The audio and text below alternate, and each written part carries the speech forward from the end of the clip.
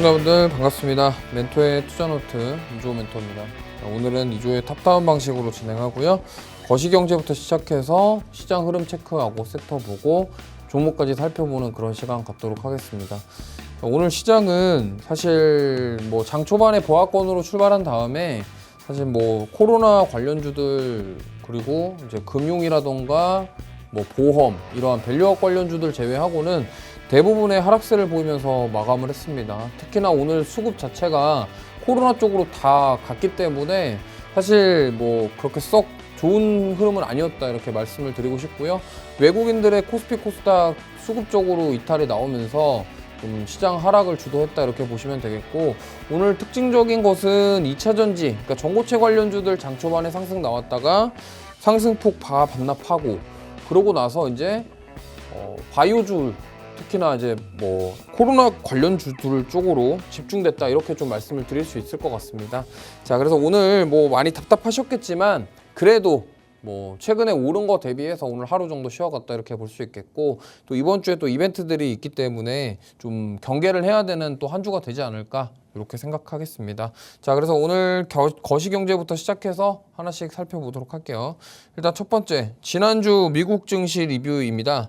일단은 지난주에 이벤트들이 또 많이 있었는데, 일단 생산자 물가지수 먼저 발표를 했어요. 근데 이제 PPI 상승률이 전년 대비 전월 대비 근원 PPI까지 다 예상치를 하회하면서 사실 이날 13일 날 정말 미국 증시가 급등이 나왔고, 이제 지난주에 국내 증시 흐름도 미국 증시에 따라가는 그런 모습 보여줬습니다. 그러면서 이제 미국 증시가 지난주에 이런 거였죠. 경기 침체가 맞냐? 물가 낮아지고 있고 이러한 흐름 분위기 속에서 상승세가 계속 나왔고, 지난주 미국 증시 한 주간 상승이 거의 역대급 상승이었다고 합니다. 그렇기 때문에 사실 이제 우리가 체크해야 될 것은 금리 인하가 과연 얼마나 될 것이냐. 예를 들면은 25bp 인하인지 아니면 50bp 인하인지 이건 우리가 알 수는 없습니다만, 그래도 시장 참여자들은 이제는 그러면 금리 인하도 이제 빅스텝 가야 되는 거 아니냐 이런 식으로 지금 이야기를 하고 있다 이렇게 보시면 좋을 것 같고요. 자, 그 다음에 7월 소비자 물가지수도 발표가 있었습니다. 특히나 이제 전월 대비해서 이제 여기 상승률 자체가 2.9가 나왔거든요. 이게 큰 의미가 뭐냐면 연준이 맨날 노래처럼 말하던 게 2%대 진입이었습니다. 근데 결국에는 이제 2%대 오긴 왔다라는 거죠. 그러면서 금리 인하에 대한 기대감이 커지고 있다라는 점. 그리고 사실은 근원 CPI 같은 경우는 그렇게 썩 둔화되는 모습이 나오지는 않았고요. 예상치에 부합하는 정도에서 마무리가 됐지만, 그래도 이제 전년 대비 CPI 상승률 자체가 3% 밑으로 내려왔다는 것 자체는 금리 인하에 대한 기대감을 불러오기에는 충분했다. 근데 사실 PPI가 좀 너무 둔화돼서 그때 많이 올랐던 것인지 모르겠습니다만 8월 14일 날 미국 증시는 그렇게 썩 많이 올라가지 못했습니다. 그리고 저희 광복절날 쉬고 나서 그 다음에도 계속적으로 상승세가 나왔는데, 그거에 대한 이유는 바로 여기 있습니다. 바로 이제 미국 7월 소매 판매 지표 발표가 있었는데요. 이게 우리가 이제 8월 초에 급락이 나왔을 때 그때 제조업 PMI, 미국 제조업 PMI가 둔화되면서 경기 침체다 이러한 우려 속에서 시장이 많이 하락을 했는데, 사실 이제 막상 보니까 이게 경기 침체가 맞아? 이런 생각이 들 정도로 소매 판매는 굉장히 잘 나왔다라는 거죠. 이 말인즉슨 뭐냐면 제조업에서 어느 정도 둔화되는 흐름이 나오긴 했습니다만 소매 판매 그리고 지난번 서비스업 PMI 같은 경우도 50을 상회하는 모습이 나왔고 경기 침체는 아니다라는 얘기가 나왔기 때문에 이번 소매 판매 지표 결과로 인해서 이게 경기 침체가 맞냐 이제 그런 얘기가 나오면서, 그러면 금리 인하에 대해서 또 힘을 실어준다. 왜냐면 경기 침체는 아니지만 그래도 이제 이런 거죠. 물가는 낮아지고 있다.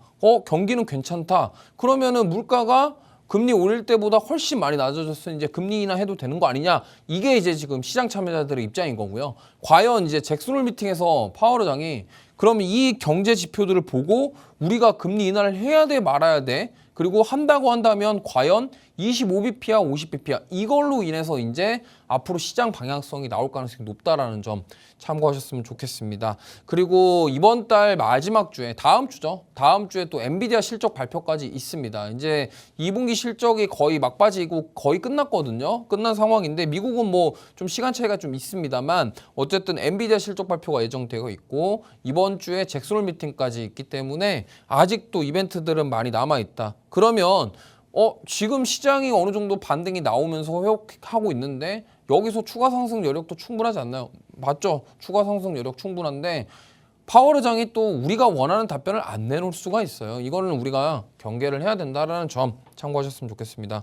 자, 그래서 오늘의 한마디는 자, 미국 경기 침체 이슈 해소가 맞냐에 대한 부분인데 저는 사실 이게 경기 침체에 대해서 논했던 것 자체가 좀 성급했던 거 아닌가 저는 이렇게 생각합니다. 그때 빠졌던 게 아래 공포에 대한 이유도 있었지만 사실 엔캐리 트레이드 청산에 대한 이슈가 더 컸다라고 생각을 하고 있고 그러다 보니까 겁먹은 사람들의 그런 매도 물량이 너무 많이 나오다 보니까 이런 식으로 좀 아래 공포까지 오지 않았나. 근데 지금 생각해보면 이게 과연 아래 공포인가? 이렇게 생각해봐야 될 것 같습니다. 그래서 뉴스 보면은 이제 아래 공포는 끝났나 이제 정확하게 이제 지수 회복되니까 이런 뉴스들이 나오고 있습니다. 그러면서 이제는 금리. 그러면 지금 보면은 이번 주에 가장 큰 거는 바로 이거죠.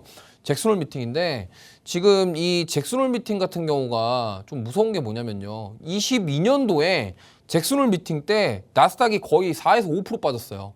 그러고 나서 23년도 잭슨홀 미팅 때는 급등이 나왔거든요. 그럼 과연 올해는 어떻게 될 것인가 모르겠습니다만 저는 약간 좀 보수적으로 접근하자라는 입장이에요. 왜냐하면 일단 미국 대선이 있고 이건 제 사견입니다만 파월 의장이 어쨌든 아무리 눈치를 안 본다고 해도 미국 대통령 될 사람한테 눈치를 안 볼 수가 없거든요. 왜냐면 파월 의장도 그냥 제가 파월 의장이라면 좀 더 하고 싶을 것 같아요. 연준 의장을. 그렇기 때문에 트럼프가 만약에 되면은 이거 금리를 내리지 말라고 했는데 만약에 내렸어요. 이러면은 파월 의장 사실 좀 약간 입지가 흔들리는데 뭐 해리스가 된다 그러면 해리스 같은 경우는 연준의 입장에 대해서 우리는 신경 쓰지 않을 거다라고 얘기를 했기 때문에 상관없는데 만약에 트럼프가 되면은 이게 파월 의장 입장에서는 이거 좀 그런데 이런 생각을 할 수도 있다라는 거죠. 이거는 뭐 제 사견입니다만 어쨌든 그래서 지금 연준 위원들은 금리 인하를 하기에는 아직도 우호적인 지표가 더 필요하다라는 목소리를 내고 있습니다. 그렇다 한다면 잭슨홀 미팅에서 우리 시장 참여자들은 금리 인하를 이미 했어요. 그래서 지금 시장 참여자들은 무슨 얘기하냐? 야, 25bp가 아니라 50bp 가야 돼 이런 얘기하고 있단 말이에요. 근데 연준 위원들은 니넨 왜 그래? 약간 이런 입장입니다. 그래서 우리가 이번 주에 이 결과를 통해서 다음 주에 시장 방향성이 결정될 가능성이 매우 높다라는 점 다시 한번 강조해 드리니까 이 부분을 제가 강조하는 이유가 있습니다. 왜냐면 이게 진짜로 시장 방향성을 결정할 가능성이 매우 높은 그런 미팅이기 때문에 꼭 보셔야 된다 이렇게 말씀드리겠습니다. 자, 그리고 이번 주 이제 미국 증시 일정 체크를 해볼게요.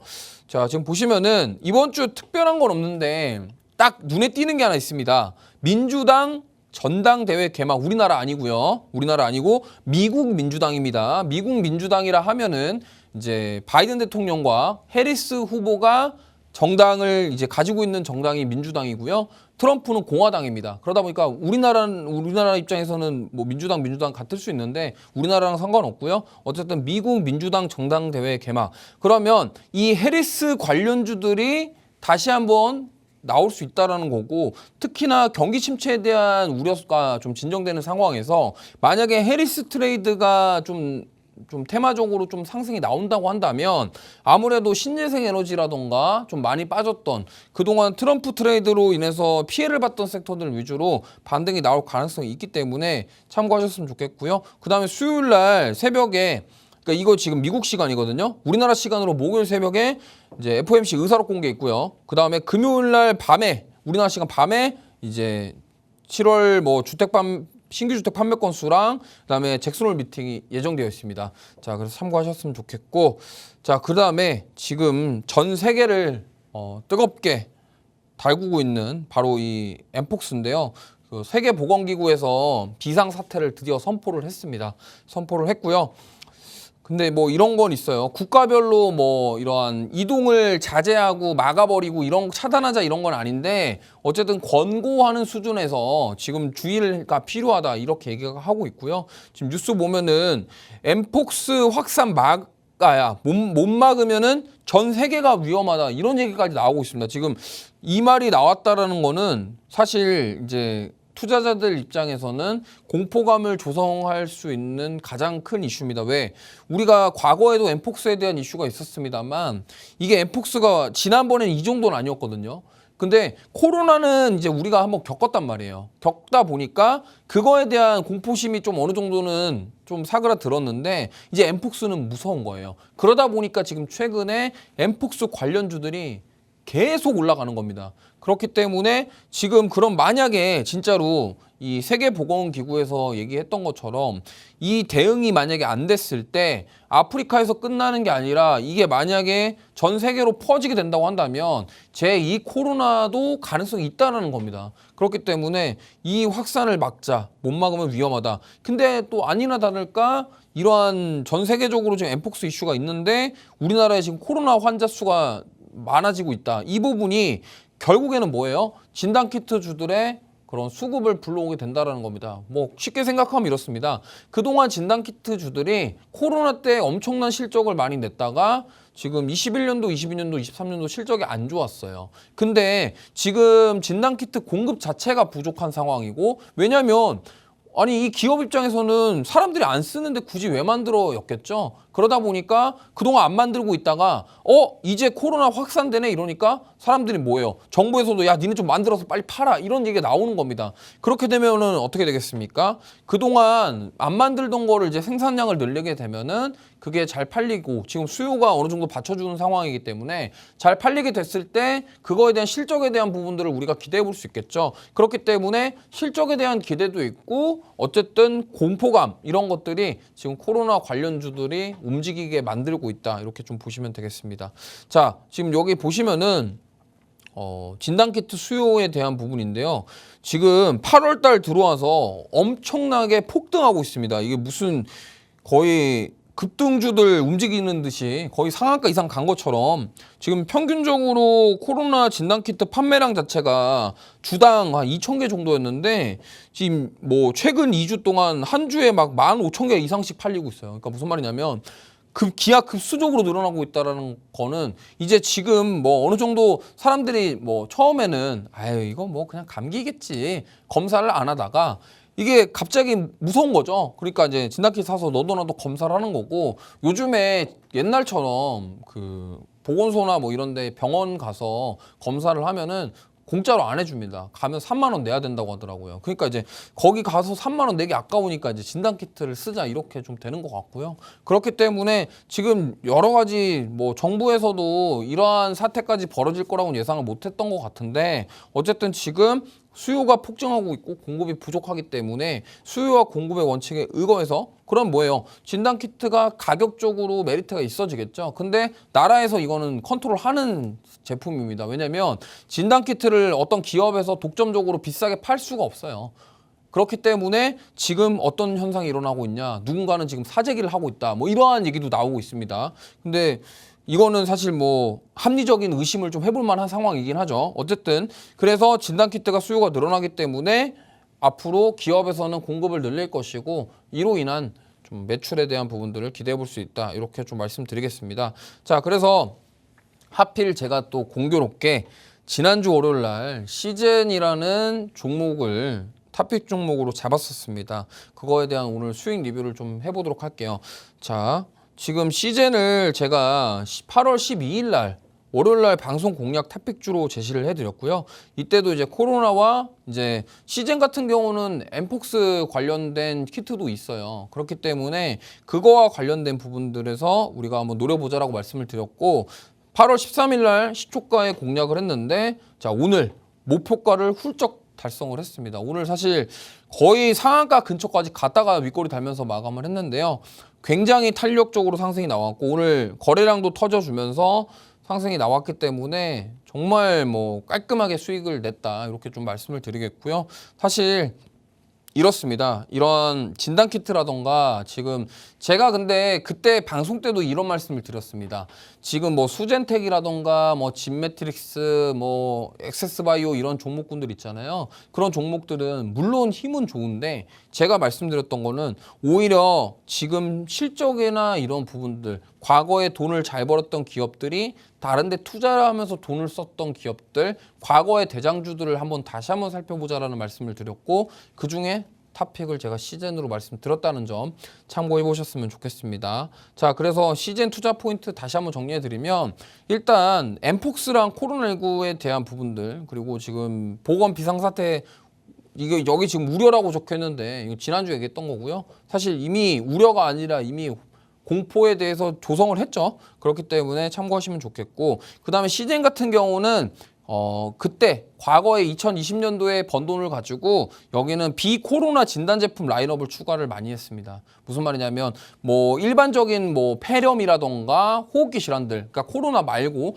비코로나 진단 제품들 라인업을 많이 추가했기 때문에 사실 이번에 시즌 실적 나오면서 이쪽에 대한 매출이 굉장히 좋았어요. 그렇기 때문에 하반기에도 이런 부분들 좀 기대가 된다. 근데 만약에 지금 코로나19랑 엠폭스 확산 때문에 진단키트 수요 늘어나면은 여기에서도 실적이 더 좋아지겠죠. 그렇기 때문에 보시면 좋을 것 같고 제가 지난주에 또 공교롭게 이 말을 했습니다. 파리올림픽 이후에 이 신규 감염병 확산에 대한 가능성 이러한 우려가 있을 것이다라고 얘기를 했는데 좀 공교롭게도 적중을 했습니다. 근데 사실 이렇게 안 좋은 소식을 가지고 이렇게 투자를 하는 게 좀 아이러니합니다. 왜냐면 이런 일이 일어나면 안 되지만 근데 우리는 또 주식 투자를 해서 돈을 벌어야 되잖아요. 그렇기 때문에 이런 걸 또 투자의 기회로 삼아야 되기 때문에 또 어쩔 수가 없습니다. 뭐 개인적으로는 이런 게 확산이 그만됐으면 좋겠지만 투자 입장에서는 이러한 그 흐름이 보이기 때문에 우리가 투자를 해서 수익을 챙겨야 될 기회다 또 이렇게 말씀드릴 수밖에 없다라는 점 참고하셨으면 좋겠습니다. 자, 그래서 오늘 국내 증시 마감 상황에 대해서 좀 체크를 해보도록 할게요. 자, 일단 첫 번째 코스피입니다. 코스피 오늘 사실 좀 출발은 괜찮았어요. 보합권에서 출발을 했는데 사실 뭐 2700선 살짝 넘어갈랑 말랑 했다가 넘어갔다가 좀 빠진 것 같습니다. 그래서 지금 제가 봤을 때는 어쨌든 그동안 지금 8월 5일 날 급락하고 많이 올라왔고요. 올라오고 나서 지금 어느 정도 좀 오늘 쉬어가고 있다. 뭐 이 정도로 해석해 볼 수 있을 것 같습니다. 그리고 오늘 좀 특이한 거 있어요. 밸류업 관련주들 외국인 기관들이 엄청 샀습니다. 이거 무슨 말이냐면 지금 오늘 물론 코로나 관련주들 쪽으로 수급이 많이 갔습니다만 결국에는 지금 1번, 2번, 3번, 4번, 5번 다 뭐예요?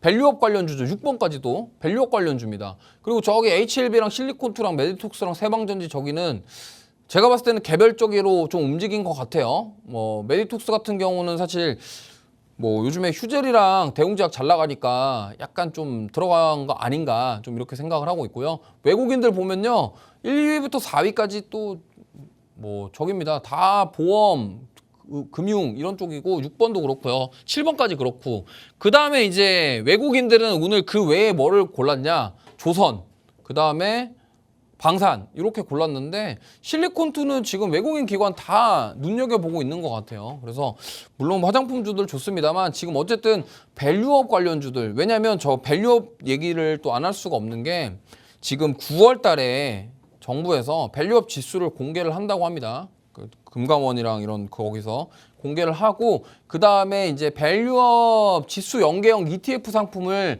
올해 안에 출시한다고 합니다. 그러면 일반적으로 봤을 때 이제 이러한 ETF 출시가 된다 그러면 패시브 자금이 유입될 가능성이 있어요. 그러다 보니까 그런 패시브 자금들이 유입이 되면은 그 패시브 자금이라 하면 뭐냐면요.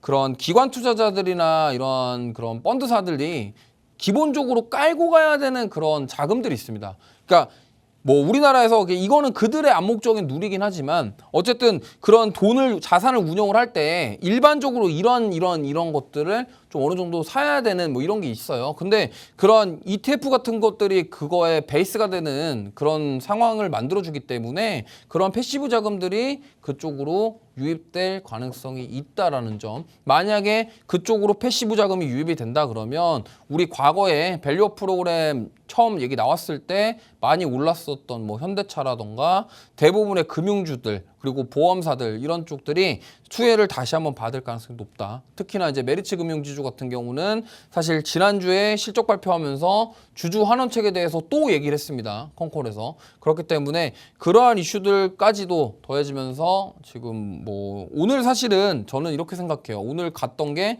코로나, 밸류업, 그다음에 뭐 전고체 배터리 이 정도로 볼 수 있는데 사실은 뭐 전고체 배터리는 윗꼬리를 너무 달아가지고 좀 그렇지만 어쨌든 오늘은 코로나랑 밸류업의 날이었다 이 말씀 드리고 싶고 코스닥 같은 경우는 역시나 마찬가지로 좀 눌렸는데 뭐 지금 현재 상황에서는 크게 걱정할 수준은 아니다라고 생각합니다.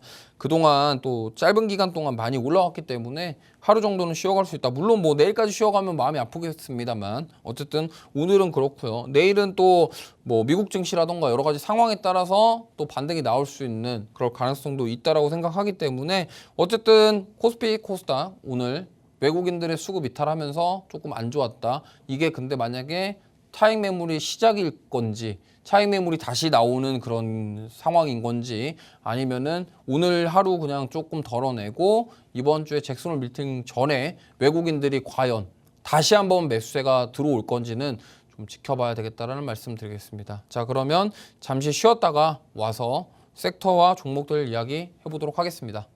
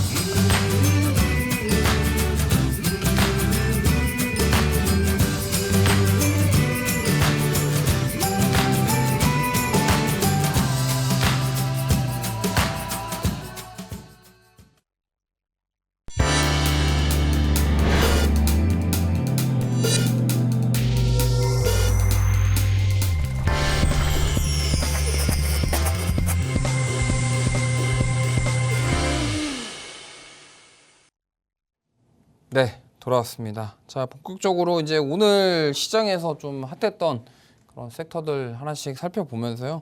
오늘 또 탑픽주까지 또 제가 또 준비했으니까 하나씩 가보도록 하겠습니다. 자, 일단 첫 번째로 일단 오늘 아까 말씀드렸던 전고체 배터리입니다. 이거 좀 얘기를 좀 해야 될 게 지금 전기차 포비화 확산에 따른 대안책이다 뭐 이런 얘기가 나오고 있는데 사실 저는 이 전고체 배터리가 물론 대안책인 건 맞아요. 맞는데 이게 지금 당장에 어떠한 뭔가 발빠르게 전고체 배터리로 교체할 수 있는 상황이 아닙니다. 아직 개발 진행 중이고요.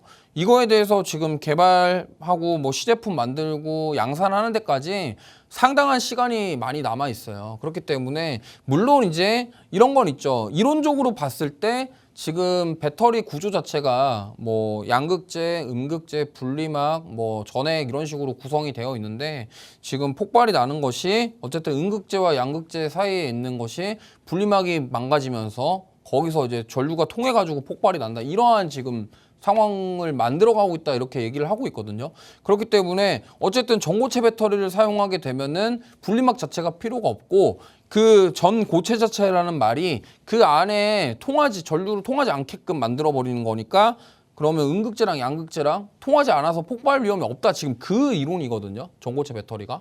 근데 이거는 사실 아무도 몰라요. 지금 만들어지지가 않아서 이게 앞으로 진짜로 대안이 될 건지 아니면 뭐 전고체 배터리도 또 무슨 문제가 있는지 없는지를 알 수가 없습니다. 그렇기 때문에 제가 봤을 때는 지금 전고체 배터리주들 반등 나오는 거는 단순 저는 이슈에 의한 기대감에 의한 상승이라고 보고 있고, 오늘 그러다 보니까 윗꼬리가 달리면서 빠졌다라는 점 참고하시면 좋을 것 같아요. 그러니까 무슨 말을 드리고 싶냐면 이런 거 따라가면 안 된다라는 겁니다. 그러니까 오늘 만약에 이 전고체 배터리를 따라갔으면 손실입니다. 그렇기 때문에 자 보세요. 이게 근본적인 해결책 자체가 아니에요. 지금 당장 전고체 배터리를 가져와서 그걸 가지고 뭔가 지금 뭐 전기차에다가 이걸 집어넣어서 바로 돌릴 수 있는 게 아닌데, 이게 지금 막상 전고체 배터리가 해결책인 것 마냥 뭔가 뉴스도 나오고 갑자기 여기가 급등 나오고 이러니까 사람들이 야 이게 이제 2차전지 바닥 찍고 올라오나 보다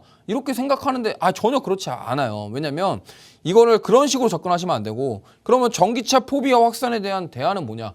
그 현대에서 얘기했던 BMS에 대한 기술입니다. 그러니까 무슨 말이냐면 BMS라는 게 배터리 매니지먼트 시스템인데, 그 배터리 매니지먼트 시스템 자체가 잘 되어 있으면 폭발 위험성이 있을 때 뭐 자발적으로 끊어버리던가 아니면 뭐 그런 장치들이 지금 하드웨어적으로 구성이 돼야 되는 상황이거든요.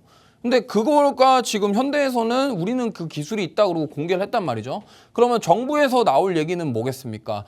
야, 너네 제조사들 당장 전고체 배터리를 바꿔, 이 말이 아니라는 거예요. 그럼 무슨 말이냐면, 그러면 BMS를 업데이트를 더 해가지고 그걸 통해서 만약에 이상 기류가 파악이 됐을 때 그걸 가지고 뭐 전류를 차단시킨다던가 끊어버린다던가 아니면 폭발이 안 날 수 있도록 뭔가 장치를 마련해라가 정부에서 제시할 대응책일 거란 말입니다. 그러면 이렇게 가정해 봤을 때 우리가 봐야 될 건 뭐예요? 결국엔 전고체 배터리가 아니라 BMS 관련된 기업들을 보셔야 된다는 말씀을 드리고 싶습니다. 근데 오늘 공교롭게 전고체 배터리 가져온 이유는 사지 말라고 가져온 거니까 꼭 확인해 주시고, 제가 수요일 날 요거 그러면 전기차 포비아 확산에 따른 대안과 관련된 종목들은 뭐가 있냐에 대해서 수요일 날은 말씀을 드리도록 하겠습니다. 미리 예고로 말씀드리는 거니까 기대해 주시고요. 그래서 오늘 전고체 배터리 종목들 하나 보겠습니다. 지금 보면은 한농화성,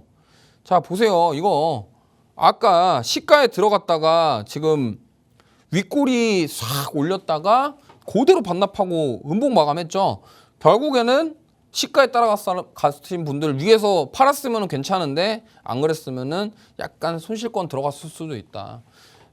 뭐 거래량도 많이 나오고 좋은데 이게 문제가 있습니다. 지금 전고체 배터리 관련주들 차트가 다 똑같이 생겼거든요. 그러니까 무슨 말이냐면 기술적으로 봤을 때는 여기서 더 이상 빠질 데가 없는 바닥 자리에면은 누구도 부정할 수 없는 상황이에요. 그렇기 때문에 뭐 사실 뭐 보면은 한번 보겠습니다. 한농화성 한번 볼게요. 보면은 여기 자 보세요. 이게 주가가 지금 이 한농화성 같은 경우는요, 박스도 굉장히 크게 쳐요. 무슨 박스를 10,000원이랑 30,000원대를 박스를 치고 있어요. 지금 여기 보시면요, 자 요렇게 박스를 치고 있거든요. 근데 이게 박스 범위가 커가지고 변동성이 그만큼 크다라는 거예요. 그럼 무슨 말이냐? 자 차트를 보시면 올라갈 때 무슨 전고체 배터리 이슈 확 나왔다가 또 그거 사라지니까 다 빠지고, 그러고 나서 또 싹 올라갔다가 그거 사라지니까 또 다 빠지고, 또 반복이죠. 그 말인 즉슨 뭐예요? 지금 작년에도 전고체 배터리 이슈 나오면서 이때 작년 초에 2차 전지들 갈 때 같이 갔던 거예요. 전고체도. 근데 보세요. 올해 3월 달인가 배터리데이 한다고 해갖고 이때도 올라갔었어요. 삼성 SDI 반등 나올 때. 그때 올라갔다가 그대로 다 빠졌죠. 그러고 나서 지금 또 반등. 그러니까 이게 무슨 말이냐면 이거를 지금 사기에는 안 된다라는 거예요. 물론 내가 트레이딩을 잘해서 단기적으로 대응을 잘할 수 있어. 그럼 만약에 이런 구간에서 사가지고 이런 거 먹고 나오면 상관없습니다. 근데 지금 많은 분들, 개인 투자자분들이 어떻게 매매하죠?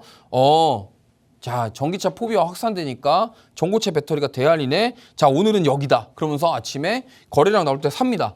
그럼 뭐 위에서 팔았으면 상관없는데 못 파니까 문제인 거예요. 그러면서 이거 또 10,000원 가면은 저는 주식 장투하겠습니다 이런다고요. 그러니까 이런 것들을 반복하시지 말고 굳이 이런 거 쳐다보지 마세요. 굳이 내가 만약에 진짜 단타 잘 해서 단타로 나는 먹고 산다 하시는 분들은 상관없습니다.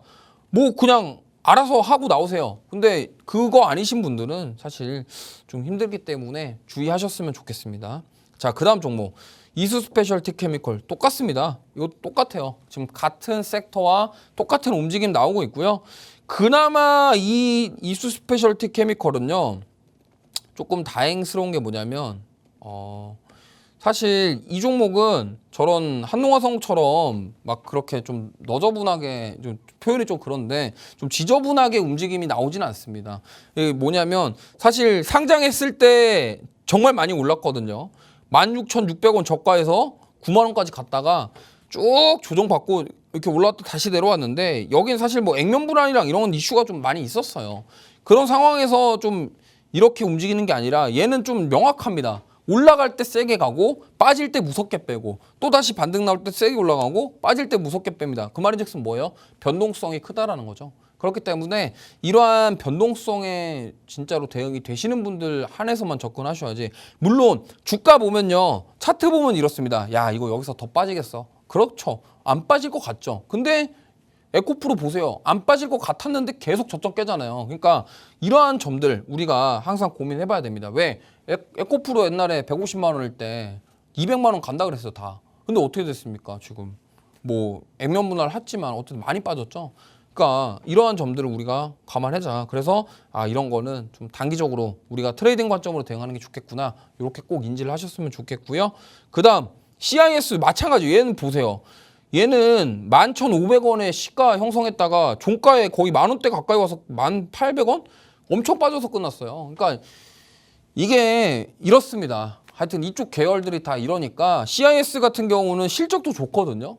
실적도 좋아요, 이 회사. 좋은데도 이래요. 그러니까 어쨌든 실적 좋고 요즘에는 시장이 실적이 좋고 이런 거 다 좋은데 어쨌든 이 좋은 실적과 앞으로의 성장 모멘텀이 부합이 되는 종목들이 갑니다. 예를 들면은 2분기 때 잘 갔던 화장품, 그 다음에 식품, 그 다음에 뭐 식품주들 지금 조정 나왔지만 화장품주들이 계속 잘 갔던 이유는 바로 실적 모멘텀이 계속적으로 연속적으로 이어질 가능성이 높기 때문인데 CIS 물론 실적 좋아요. 근데 그럼 앞으로의 모멘텀, 그러면 이 기업이 니네 돈 잘 버는데 앞으로 미래산업에 투자 뭐 하고 있는데? 우리 전고체 배터리 하고 있어. 언제 만드는데? 이게 문제거든요. 그러니까 이런 것들을 우리가 꼭 체크해 보셨으면 좋겠습니다.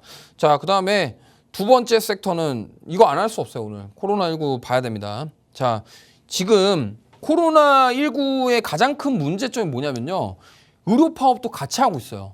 그러니까 이게 문제예요. 이게 요즘에 응급실에 이런 뉴스를 봤는데 응급실에 별로 안 아픈데 응급실 가서 아프다고 엄살 부리시는 분들 많다고 하는데 지금 병원 종사자 분들은 거의 진짜로 너무 힘드시다고 합니다. 왜냐면 뭐 술 만취돼가지고 여기서 뭐 속이 쓰려요 이러고 응급실 가면 사실 거기서 뭐라고 하겠습니까, 그죠? 근데 지금 코로나 환자가 늘어나고 있는데 응급실에서 뭐 그런 경미한 환자들이 와가지고 아프다고 하니까 응급실 거기 일하시는 분들은 정말 힘들다고 저도 오늘 뭐 뉴스 기사를 좀 봤습니다. 그래서 참 안타깝지만 그래도 이러한 쪽들로 지금 강한 수급이 들어오고 있기 때문에 우리는 한 번쯤 봐야 된다 이 말씀 드리겠고요.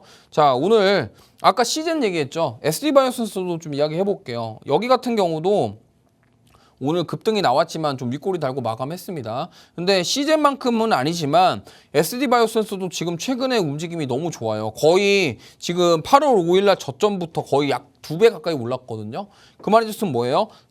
이번 달 안에 주인공이었어요. 사실 이 코로나19 쪽 진단키트 쪽이 처음에 막 소리 소문 없이 거래량 나오다가 갑자기 이렇게 팍팍팍 올라가니까 이제서야 부각을 받은 건데 사실 이미 8월 초부터 움직임이 나오고 있었습니다. 그렇기 때문에 앞으로도 뭐 추가 상승 여력도 충분합니다만 그래도 단기간에 많이 올라서 가격적인 부담감은 있다라는 점 꼭 참고하셨으면 좋겠고요.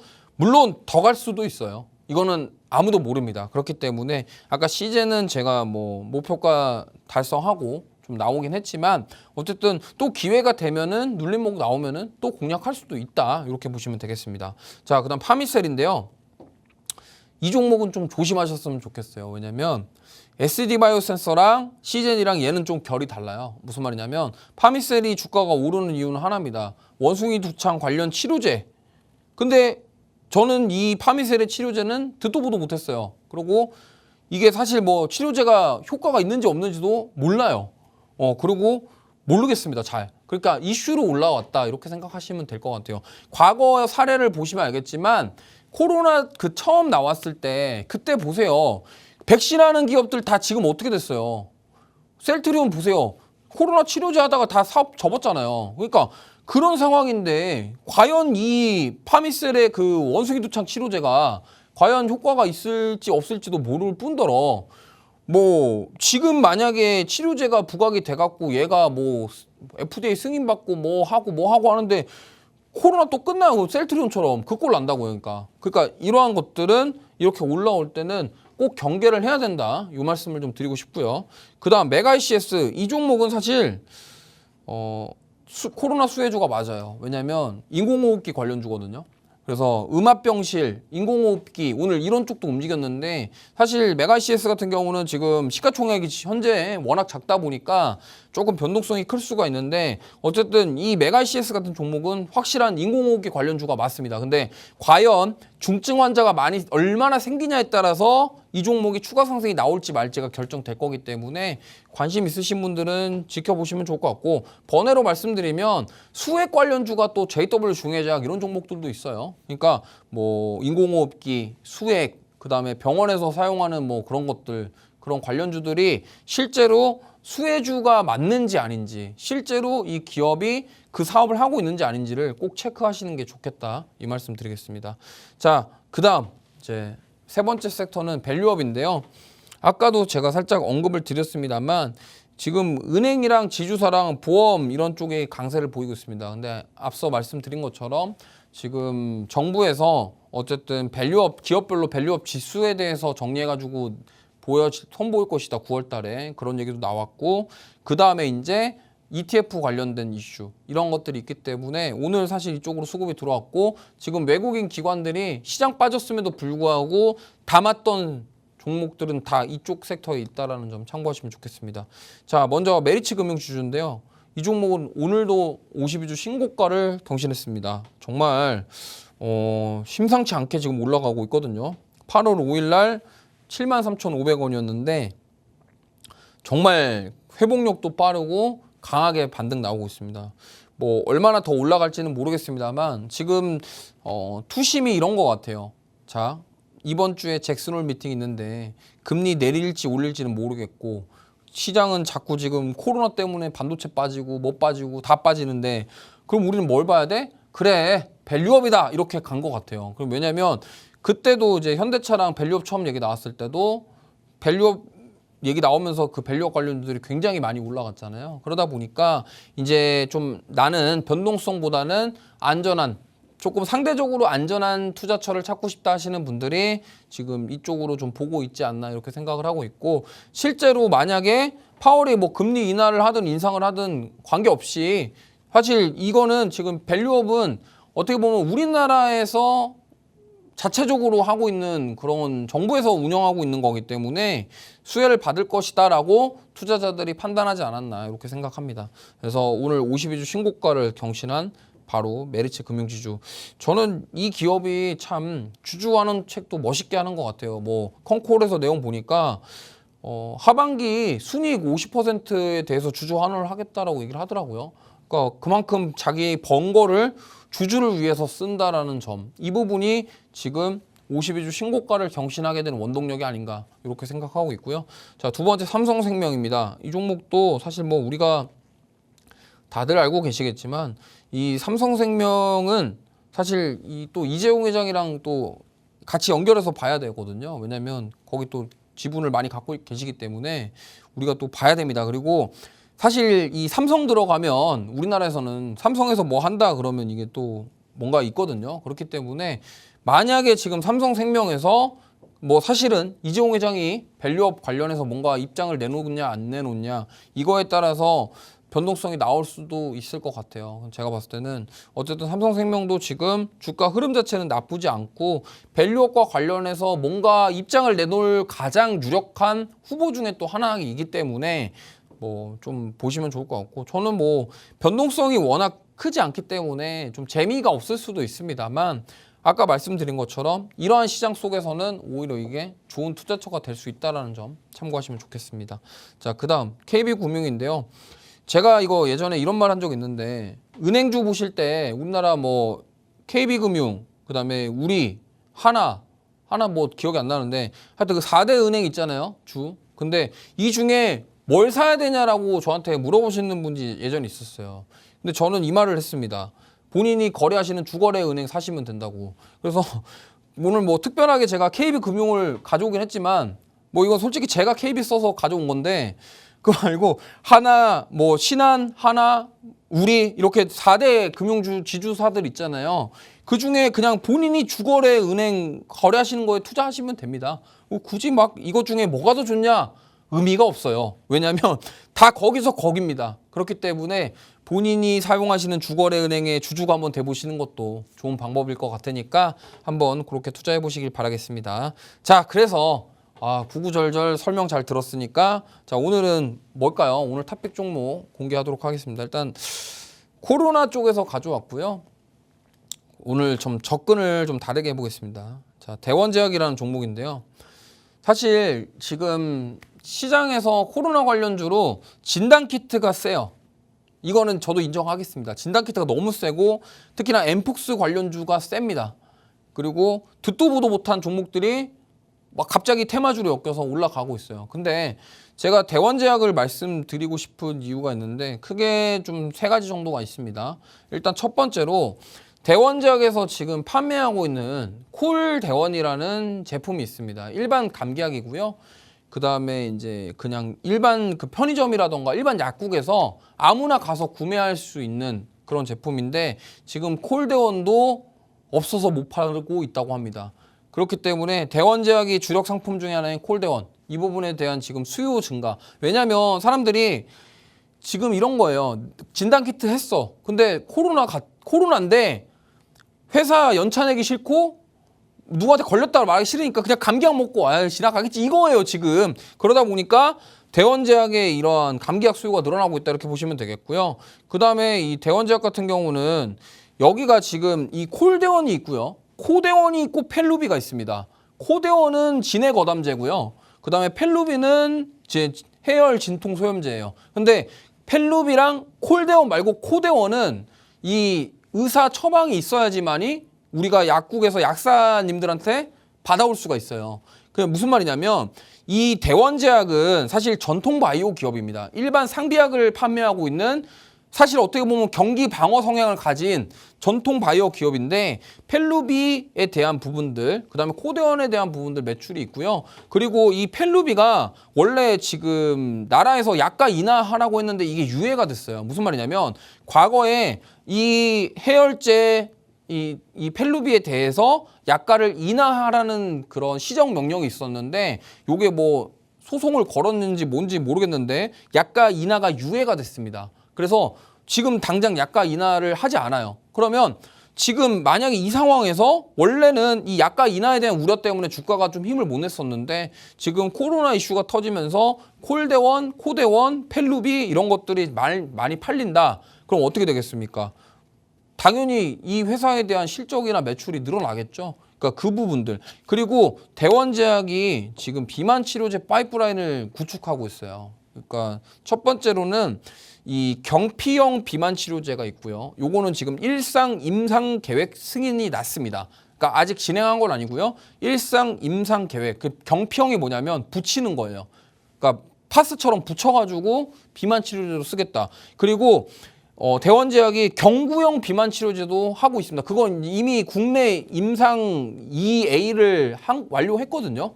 그러니까 그 2가지 파이프라인이 있는데 어쨌든 지금 대원제약이 그동안 주가가 많이 못 올랐던 이유 중에 하나가 어쨌든 실적은 나쁘지 않아요. 재무 상태는 굉장히 좋은데 그렇다고 앞으로 성장에 대한 그런 모멘텀이 부족했다. 그러면 만약에 지금 최근에 비만 치료제들이 좀 쉬어가고 있습니다만 이 대원제약에서 지금 개발하고 있는 경피형 비만 치료제와 그 다음에 경구용 비만 치료제 이 두 가지 파이프라인이 가동된다고 한다면 앞으로 성장할 가능성은 충분하다라는 거죠. 그리고 사실 이 펠루비 같은 경우 이러한 펠루비라던가 진해거담제, 코데원 이런 것들은요. 사실 그냥 늘상 팔리는 그런 일반적인 제품이에요. 그러면 제가 대원제약을 왜 말씀드렸냐면 이러한 지금 뭐 테마주들 급등주들이 나오는 거 보면은 다 이슈 받아가지고 단기 이슈에 의해서 급등하는 종목들인데 대원제약 같은 경우는 저는 주가가 오르는 게 저는 이유가 다 있고 근거가 있게 지금 올라가고 있다라고 생각을 하고 있거든요.